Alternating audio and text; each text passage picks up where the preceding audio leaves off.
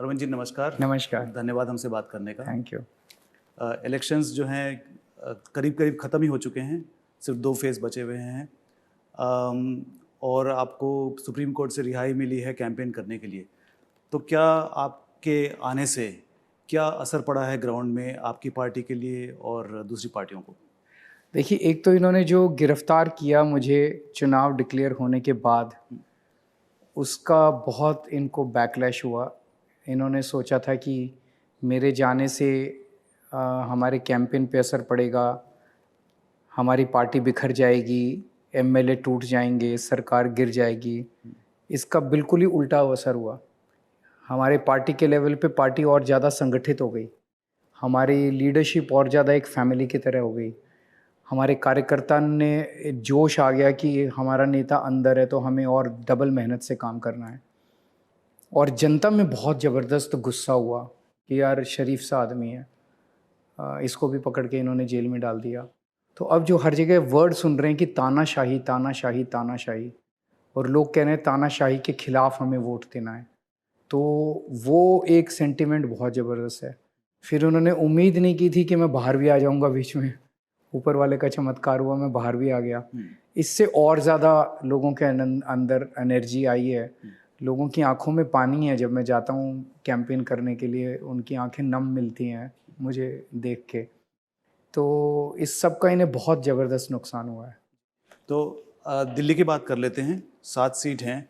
आपको क्या लगता है कि किस तरह का रिजल्ट निकलेगा? मेरे को जो लगता है लोगों के रिस्पॉन्स से कि सातों की सातों सीट इंडिया गठबंधन को जीतनी चाहिए, ऐसा मेरा अनुमान है। आपको पक्का लगता है, क्योंकि जो विनिंग मार्जिन पिछली बार जो था वो काफ़ी बड़े बड़े मार्जिन से जीते थे हाँ, पर बीजेपी वो के लोग। मार्जिन्स तो उलट पलट होते रहते हैं जी। तो इस बार जो मैं देख पा रहा हूँ कि शायद विधानसभा चुनाव में जिस तरह की हमें सफलता मिलती है, एक बार 67 सीट आई और एक बार 62 सीट आई, इस वक्त ऐसी वेव चल रही है पूरे दिल्ली के अंदर आम आदमी पार्टी को लेके और इंडिया गठबंधन को लेके, मैं सरप्राइज़ नहीं होऊंगा कि अगर हमारे वो वाले रिकॉर्ड भी टूट जाएं। जब आप पॉलिटिक्स में जब आए थे तो आपने कई बयान दिए थे। आपने कहा था कि किसी भी ऑफिशियल को अगर उनके खिलाफ कोई सीरियस आरोप होते हैं उनके खिलाफ, तो उन्हें इस्तीफ़ा दे देना चाहिए। लेकिन अब आप पहले चीफ मिनिस्टर बने हैं जो जिनके ऊपर इतने संगीन आरोप लगे हैं अभी। तो ये जो कॉन्ट्रडिक्शन है, ये कैसे आप रिजॉल्व करते हैं? मैं ऐसा आदमी नहीं हूँ जो पद का लालची हूँ। मैं ऐसा आदमी नहीं हूँ जो पद से चिपकता हूँ। इनकम टैक्स कमिश्नर की नौकरी से खुद ब खुद त्यागपत्र देके मैंने दिल्ली की झुग्गियों में 10 साल काम किया। उसके बाद जब मैं मुख्यमंत्री बना 49 दिन के बाद, किसी ने मांगा नहीं था इस्तीफ़ा मेरे से, मैंने 49 दिन के बाद अपने असूलों पे इस्तीफ़ा दे दिया। एक तरह से सीएम की कुर्सी को लात मार दी। कोई अपना चपरासी की नौकरी भी नहीं छोड़ता। इस बार मैंने जानबूझ के इस्तीफ़ा नहीं दिया, ये मेरे संघर्ष का हिस्सा है। आम आदमी पार्टी को एक बार 67 सीट मिली, एक बार 62 सीट मिली, 55% से ज़्यादा वोट शेयर मिला। तो मोदी जी ने देख लिया कि दिल्ली में आम आदमी पार्टी को चुनाव में तो नहीं हरा सकते, तो उन्होंने ये षड्यंत्र रचा कि मुझे गिरफ्तार कर लिया। अब वो चाहते हैं कि उन्होंने गिरफ्तारी इसलिए किया था कि मैं इस्तीफ़ा दे दूंगा गिरफ्तारी के बाद और मेरी सरकार गिर जाएगी। अब मैं उनकी कॉन्स्पिरेसी को सक्सेसफुल नहीं होने दूंगा।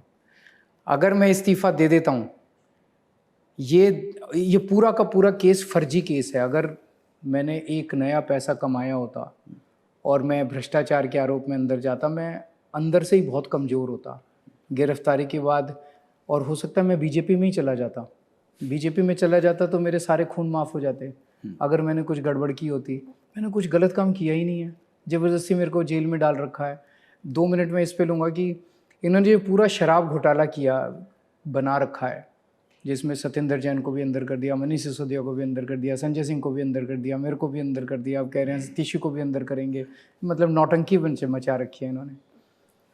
ये कह रहे हैं 100 करोड़ का घोटाला है, और अब पिछले हफ्ते से कह रहे हैं 1100 करोड़ का घोटाला है। कहाँ गया वो पैसा? एक नया पैसा मिला? कोई कैश की रिकवरी हुई, कोई ज्वेलरी की रिकवरी हुई, कोई प्रॉपर्टी मिली? वो पैसा गया कहाँ? या तो वो पैसा कहीं पड़ा होगा या खर्च किया होगा हमने, दोनों का कोई सबूत नहीं है इनके पास। जबरदस्ती का एक केस बनाया है जिसके ज़रिए उन्होंने हमें गिरफ्तार किया है। तो अब ये अगर मैंने गिरफ्तार होकर इस्तीफ़ा दे दिया, ये देश के अंदर ऐसा प्रेसिडेंट सेट कर देगा, फिर तो ये क्या करेंगे, ममता बनर्जी को कल गिरफ्तार कर लेंगे और कहेंगे इस्तीफ़ा दे दो, उसको, उसकी सरकार गिर गई। स्टालिन साहब को गिरफ्तार कर लेंगे, कहेंगे इस्तीफ़ा दे दो। पिनराई विजयन साहब को गिरफ्तार कर लेंगे, जहां बीजेपी चुनाव हारेगी वहां के मुख्यमंत्री को गिरफ्तार कर लो, वो इस्तीफा दे देगा, सरकार गिरा देंगे जी। ये तो जनतंत्र के लिए बेहद खतरनाक बात है।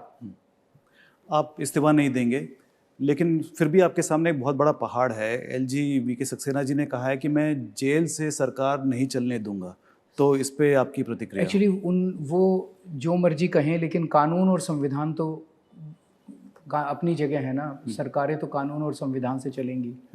तो कानून के तहत अगर कोई व्यक्ति को 2 साल से ज़्यादा की सज़ा होती है तो वो एमएलए का चुनाव नहीं लड़ सकता। मेरे को तो कोई सज़ा ही नहीं हुई है, मेरे को तो कोई किसी कोर्ट ने दोषी नहीं माना, तो मैं एमएलए बन सकता हूँ कानून में। एमएलए बन के मैं मंत्री भी बन सकता हूँ जेल में रहते हुए, मंत्री बन के मैं मुख्यमंत्री भी बन सकता हूँ जेल में रहते हुए। और हाई कोर्ट में और सुप्रीम कोर्ट में पिटिशंस फाइल हुई कि केजरीवाल को हटाओ, तो कोर्ट ने कहा भाई हमारे पास कोई पावर नहीं है इनको हटाने की। तो अगर मैं मुख्यमंत्री हूँ और जेल में हूँ तो कोर्ट को सुविधाएं तो मुझे देनी पड़ेंगी मुख्यमंत्री के दायित्व को पूरा करने के लिए। एक सवाल है, व्यक्तिगत सवाल है आपके परिवार से जुड़ा हुआ। जब आप जेल में थे तो सुनीता जी ने बहुत ज़ोर शोर से कैंपेनिंग की। अब आपको क्या लगता है कि आगे जाकर वो पॉलिटिक्स में और भी काम करेंगी इसी तरह से? देखिए, सुनीता ने मेरे को हर कदम पे मेरे जीवन में साथ दिया है और मैं बहुत भाग्यशाली हूँ कि मुझे उनके जैसा पार्टनर मिला।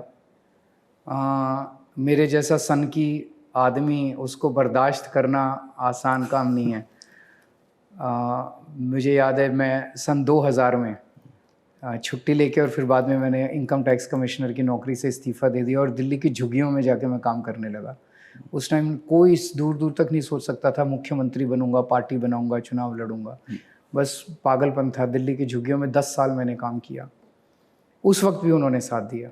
वो मैं सोचता हूँ तो कि उनके ऊपर क्या गुजरी होगी उस वक्त की। हस्बैंड जो है इनकम टैक्स की नौकरी छोड़ के और झुग्गियों के अंदर मारा मारा फिरता रहता है।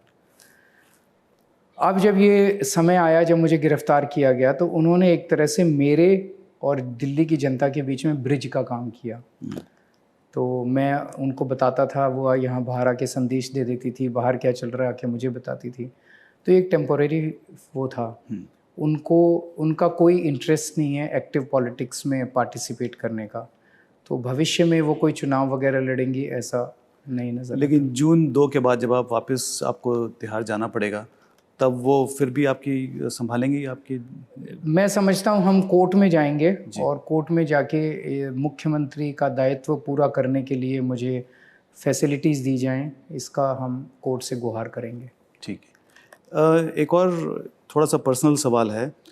देखिए, जेल कोई नहीं जाना चाहता, और अगर पहले से ही मालूम हो कि मुझे जेल जाना है तो मानसिक तनाव और बढ़ जाता है। आप अभी मेरे साथ बात कर रहे हैं, व्यस्त रहते हैं, तब उसके बारे में नहीं सोचते, लेकिन जब आप अकेले में होते हैं, परिवार के साथ होते हैं, तो ज़रूर ये माइंड में आता रहता होगा। तो उस टाइम आपकी क्या मानसिक स्थिति रहती है जब आप सोचते हैं कि मुझे वापस जाना है?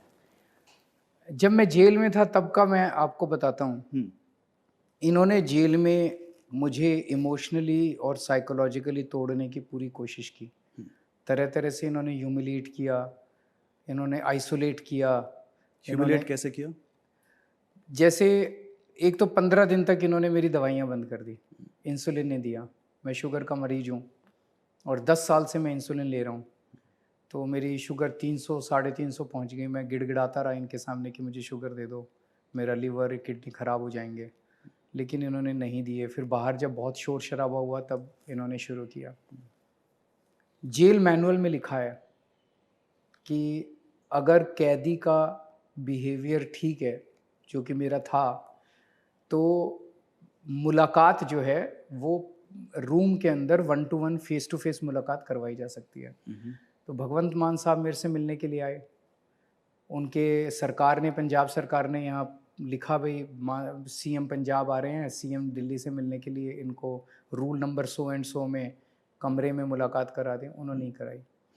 वो जो देख जेल की जाली के उस तरफ वो थे और इस तरफ मैं था।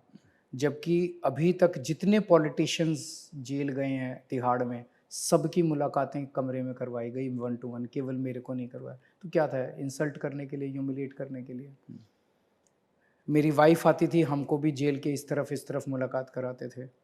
एक दिन मेरी वाइफ को आना था, उन्होंने ईमेल डाल के टाइम मांगा मिलने का, मेरी वाइफ को मीटिंग के लिए मना कर दिया, जबकि कानून में she was entitled to meet me. हफ्ते में 2 मीटिंग अलाउड होती हैं, उनको मना कर दिया।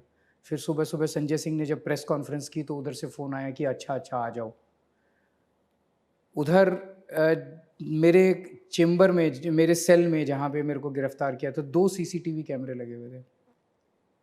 24 घंटे वो दोनों सीसीटीवी कैमरों की फीड जो है वो 13 ऑफिसर्स के पास जाती थी, और वो 13 ऑफिसर्स 24 घंटे मेरे को मॉनिटर करते थे कि मैं क्या कर रहा हूँ, और उसकी फीड पीएमओ में जाती थी। पीएमओ में कोई बैठा था जो कि मॉनिटर कर रहा था मैं क्या कर रहा हूँ। जी, आपको नहीं पता ये आप कि सच में जाती थी? वहाँ ही बताया लोगों ने। अच्छा। वहीं पे उन्होंने बताया। आप ये सोच के देखिए कि अगर आपको 24 घंटे हर मूवमेंट आपका अगर मॉनिटर किया जाए, आपके लिए जीना मुश्किल हो जाएगा। आप रिलैक्स्ड भी तो होते हैं ना जब आदमी। तो मेरे लिए कोई भी ऐसा पल नहीं था जिसमें मैं रिलैक्स और तो 24 घंटे मेरी मॉनिटरिंग होती थी। कितने बजे उठा, रात को कितने बजे बाथरूम गया, कितने बजे टॉयलेट गया, क्या कर रहा है, क्या खा रहा है, क्या पी रहा है, कौन सा चैनल देख रहा है, टीवी चैनल, सब कुछ, क्या पढ़ रहा है, क्या, एवरीथिंग वाज बीइंग मॉनिटर्ड। जो सिक्योरिटी गार्ड मेरे थे, उन्होंने एक दो ने मुझे बताया कि हमें बुला बुला के पूछते हैं, रो तो नहीं रहे थे, डिप्रेशन में तो नहीं थे, तो उनका मकसद क्या था, मुझे तोड़ना चाहते थे। लेकिन मैंने इस 1 महीने का पूरा सदुपयोग किया। 2 बार मैंने गीता पढ़ी पूरी की पूरी, और मुझे बहुत आनंद आया, मैं बता नहीं सकता आपको। पूरा नज़रिया बदल गया। रामायण पढ़ी मैंने, पॉलिटिकल हिस्ट्री पढ़ी, 3-4 किताबें मैंने पॉलिटिकल हिस्ट्री पे पढ़ी देश की। मुझे उतनी कोई टेंशन नहीं है, अगर दोबारा जाना होगा जाएंगे। मैं ये देख रहा था कि भगत सिंह कितने, जो सबसे ज़्यादा स्ट्रेंथ देता था, वो स्ट्रेंथ देता था हमारी आज़ादी की लड़ाई की। जब मैं वो पढ़ता था कि हमारे स्वतंत्रता सेनानी ने कितने कितने साल जेल गए थे, और उनके सामने तो कोई, मेरे तो सामने कम से कम ये है चलो 4 महीने में, 6 महीने में, 8 महीने में बाहर आ जाऊँ, उनके सामने तो कोई उम्मीद ही नहीं थी, कोई आशा ही नहीं थी। तो कोई टेंशन नहीं है, कोई घबराहट नहीं है मुझे कि आप नहीं, वापस मुझे जा रहे अभी हैं? कोई टेंशन नहीं है, कोई घबराहट नहीं है। मैं भी ये समझता हूँ कि ये सब जो हो रहा है मेरे साथ, ये उस संघर्ष का हिस्सा है, और मैं समझता हूँ कि देश को बचाने के लिए जो ये प्रयास है, उसी प्रयास का हिस्सा है जो कि मैं जेल में हूँ। जी, आपने अपने चुनावी भाषणों में ये भी कहा है कुछ दिन पहले कि अगर इंडिया ब्लॉक जीतती है तो आप जून 4 को आप वापस बाहर निकल के आ जाएंगे जेल से। ये थोड़ा सा अजीब सा लगता है, क्योंकि इसका मतलब तो एक तरह से ये जुडिशरी की तौहीन भी है कि judiciary is not paramount but the politics और the political bosses are paramount, कि वो आपको छुड़वा देंगे। ये कैसे आप ने कह दिया? ये जुडिशरी पे बहुत प्रेशर है। मैं किसी, सब अच्छे जज भी हैं, कमज़ोर जज भी हैं, लेकिन जुडिशरी पे बहुत प्रेशर है। सब लोग जानते हैं कि कितने प्रेशर में काम कर रही है जुडिशरी। तो मनीष सिसोदिया जी और सत्येंद्र जैन जी, उन दोनों के पास मैसेजेस गए हैं जेल में कि बीजेपी ज्वाइन कर लो, तुम्हारी बेल करा देंगे। कौन करा देगा बेल? कैसे करा देगा बेल?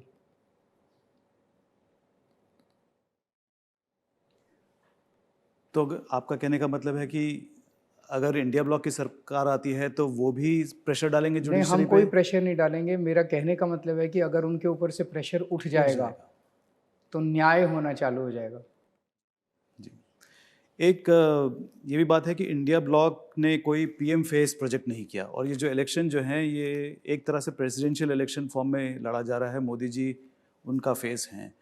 तो अगर इंडिया ब्लॉक जीतती है तो कौन बनेगा पीएम? ये देश बचाने का चुनाव है। इस वक्त हमारे को देश को तानाशाही से बचाना है। ये डेमोक्रेसी ख़त्म कर देंगे अगर दोबारा आ गए तो।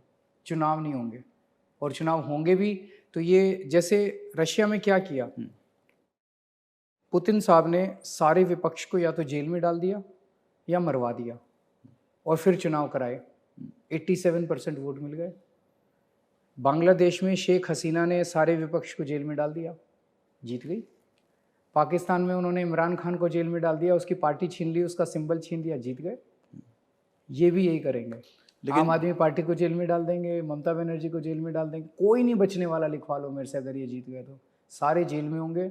उसके बाद ये चुनाव कराएंगे और उसके बाद ये जीतते जाएंगे। इससे, तानाशाही से, डिक्टेटरशिप से डेमोक्रेसी को बचाना है, देश को बचाना है। इस वक्त हमारे सामने, सबके सामने यही है। ये किसी को नहीं छोड़ने वाले। कौन फेस होगा कौन नहीं होगा, इसको 4 जून के बाद डिसाइड कर लेंगे बैठ के। आपको राहुल गांधी स्वीकृत होंगे अगर वो पीएम बनना चाहेंगे तो? अभी ऐसी कोई चर्चा ही नहीं हो रही है। एक ओपिनियन चाह रहा हूँ आपका। इट्स अ थ्योरेटिकल क्वेश्चन, जब बैठेंगे तब डिस्कस करेंगे। थोड़ा और प्रैक्टिकल क्वेश्चन पूछते हैं। आप बनना चाहेंगे नहीं, पीएम? मेरा कोई ऐसा मकसद नहीं है। आपका कोई इंटेंशन नहीं है पीएम बनने का? मेरा कोई intention. You are happy to be हम बहुत छोटी सी पार्टी हैं, 22 सीटों पे लड़ रहे हैं। जी। आपने कहा कि पार्टी छोटी सी है, असेंबली इलेक्शंस होंगे इसके बाद में, तो आप पार्टी को बढ़ाना चाहते हैं। पंजाब के अलावा आप कौन कौन से राज्यों में फोकस करना चाहेंगे? कई राज्यों में जाएंगे, लेकिन अभी इस वक्त तो सोचने का भी टाइम नहीं है। आप देख रहे होगे मेरा शेड्यूल। कल मैं सुबह प्रेस कॉन्फ्रेंस की, वहाँ से जमशेदपुर चला गया। जमशेदपुर से लौटते ही सीधा मैं नॉर्थ ईस्ट दिल्ली में गया, और रात को 10 बजे में, जैसे चुनाव प्रचार में 10 वहीं बज गए, वहाँ पे 10 बजे रोकने का होता है, रोक के तो करेंगे। उसके बाद एक बारी 4 जून हो जाए, चुनाव बीत जाए, उसके बाद फिर डिसाइड करेंगे कि आगे पार्टी कहाँ जाएगी, कैसे जाएगी। एक इलेक्टोरल बॉन्ड्स पे काफ़ी चर्चा हुई थी कुछ हफ्तों पहले, लेकिन इस चुनाव में ये कोई ज़्यादा दिखाई और सुनाई नहीं दे रहा। तो क्या वजह है कि आपको क्या लगता है, इसके बारे में कुछ कहना चाहेंगे आप? मैं यही कहना चाहूँगा कि इलेक्टोरल बॉन्ड्स आज़ाद भारत का सबसे बड़ा स्कैम है, और ये एक स्कैम नहीं है, इसमें हज़ारों स्कैम है। हर डोनेशन, लगभग हर डोनेशन, कुछ को छोड़ दें तो लगभग हर डोनेशन जो बीजेपी को गया है, वो किसी फेवर के बदले में गया है, क्विड प्रो को है। या तो किसी को ठेका मिला या काम मिला और उसने यहाँ पे डोनेशन दे दिया पार्टी को, और या फिर बेल मिली और उसने डोनेशन दे दिया। तो ऐसे आरोप लगते हैं। तो ये सारे आरोपों की जांच तो होनी चाहिए। तो अगर इंडिया गठबंधन की सरकार बनती है तो इस घोटाले की जांच की जाएगी।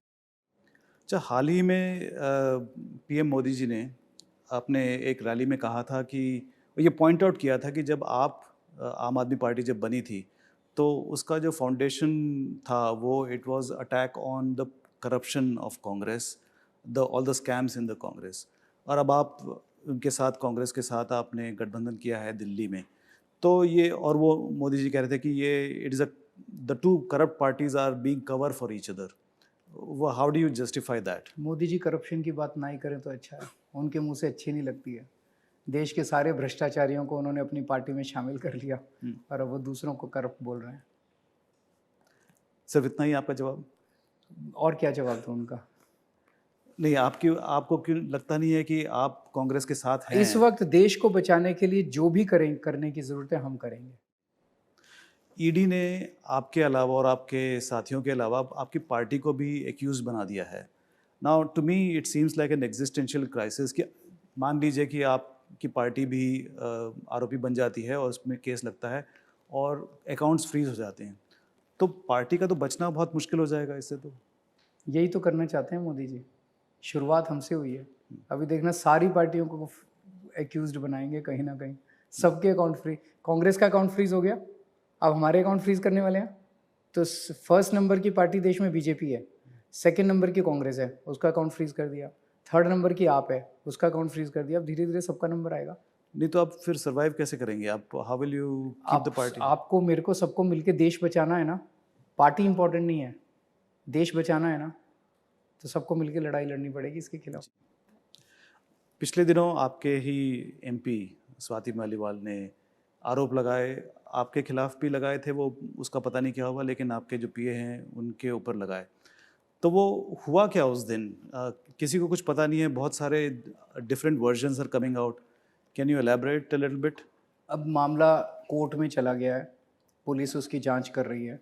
सो मैं इस पे अभी टिप्पणी नहीं करना चाहूँगा, बिकॉज जो भी मैं टिप्पणी करूँगा उसको उधेड़ के वो it will affect the proceedings. But facts मैं तो बता उम्मीद सकते हैं। करता हूँ कि आ, न्याय होना चाहिए, जस्टिस मिलना चाहिए, फेयर इन्वेस्टिगेशन होनी चाहिए।